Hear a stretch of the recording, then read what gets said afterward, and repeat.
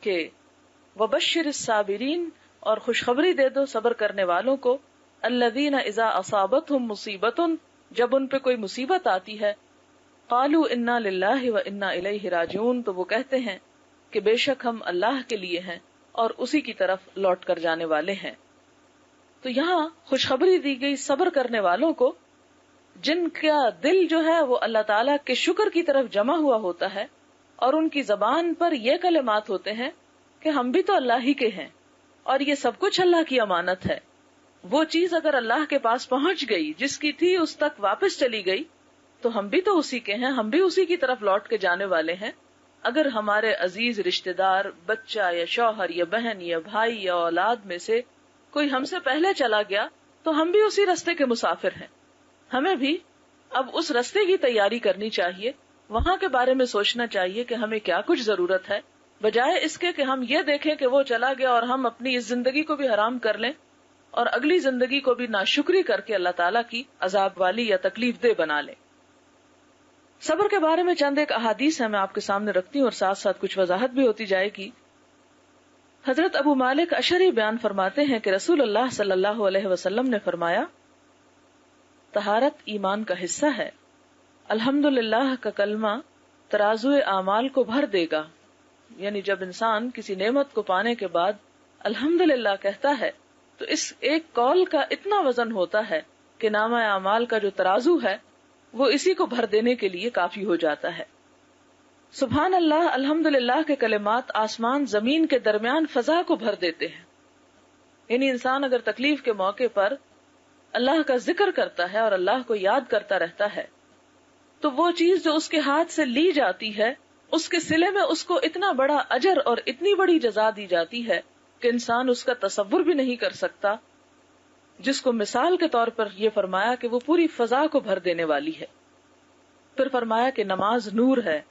صدقہ دینا ایمان کی دلیل ہے اور صبر کرنا روشنی ہے۔ قرآن پاک تیرے موافق یا مخالف دلیل کی حیثیت رکھتا ہے، یعنی یا تو تیرے حق میں حجت بنے گا، تمہارے حق میں گواہی دے گا، یا تمہارے خلاف گواہی دے گا۔ ہر انسان نیک کام کر کے اپنے نفس کو جہنم سے آزاد کرنے والا ہے اور اس کو اللہ کے راستے میں بیچ ڈالتا ہے،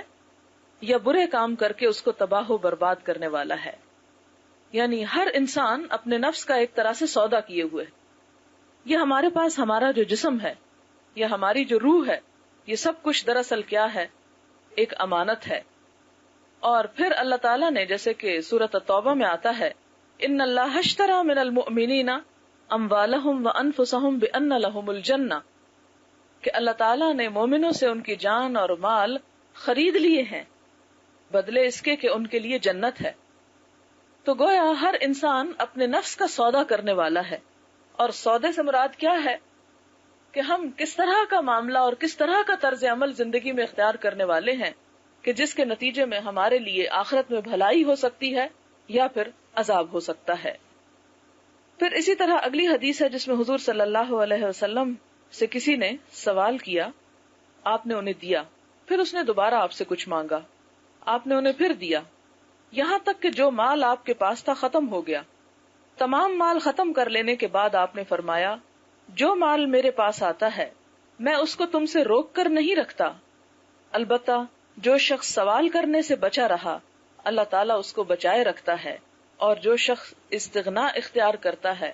یعنی غنی بن کے دکھاتا ہے اللہ تعالیٰ اس کو غنی کر دیتے ہیں، اور جو شخص صبر کرنے کی کوشش کرتا ہے اللہ تعالیٰ اسے صابر بنا دیتے ہیں، اور کوئی شخص صبر سے بہتر اور وسیع تر عطیہ نہیں دیا گیا۔ یعنی صبر انسان کو کس طرح آتا ہے؟ کوشش سے آتا ہے، خود بخود نہیں چلا آتا۔ انسان ایسی گفتگو کرے، ایسی نعمتوں کے بارے میں سوچے، اللہ تعالیٰ سے دعا کرے تو اللہ تعالیٰ بھی اس کو صبر عطا کرتے ہیں۔ لیکن اگر انسان تھوڑی دلی کا ثبوت دیتا ہے اور ایسی گفتگو کرتا ہے اور ایسا طرز عمل اختیار کرتا ہے کہ جس سے جان بوجھ کے اپنے آپ کو غم زدہ رکھے، تو پھر اللہ تعالیٰ بھی اس سے صبر کی توفیق چھین لیتے ہیں۔ اصل میں نے عام طور پر یہ بھی دیکھا ہے کہ غم زدہ رہنا یا غم کا ضرورت سے زیادہ اظہار کرنا ہماری ایک معاشرتی مجبوری بن گئی۔ ایک شخص اپنے غم کو بھلانا بھی چاہتا ہے تو لوگ اسے بھلانے نہیں دینا چاہتے، لوگ اس پہ باتیں بناتے ہیں اور کہتے ہیں دیکھو اس کو تو کوئی غم ہی نہیں، اور اس کو تو کوئی پریشانی ہی نہیں، اور اس کو تو اس قدر بے نیازی ہے. تو یہاں پر اللہ تعالیٰ فرماتے کہ ہاں، جو شخص بے نیاز بننے کی کوشش کرتا ہے اور دنیا کے روگ اور غم اپنی جان کو لگا کے نہیں رکھتا، بلکہ اپنی اللہ تعالیٰ کی طرف سے دی ہوئی نعمتوں پہ شکر ادا کر کے اللہ کو بھی راضی رکھنا چاہتا ہے اور اپنے آپ کو بھی کسی مفید کام میں استعمال کرنا چاہتا ہے، تو یہ چیز عموماً شیطان ہونے نہیں دینا چاہتا. وہ یہ چاہتا ہے کہ ہم غم کے ایسے مصنوعی، جھوٹے اور ایسے طریقے اختیار کریں کہ جس کی وجہ سے لوگوں کی نظر میں ہمارا مقام بنے اور لوگ یہ کہہ سکیں کہ فلاں نے تو بڑا زبردست غم منایا ہے اور بہت ہی غم کرنے والا اور اپنے عزیزوں اور رشتہ داروں کے پیچھے رونے والا اور ان کا بہت ہی خیر خواہ اور ہمدرد ہوتا ہے.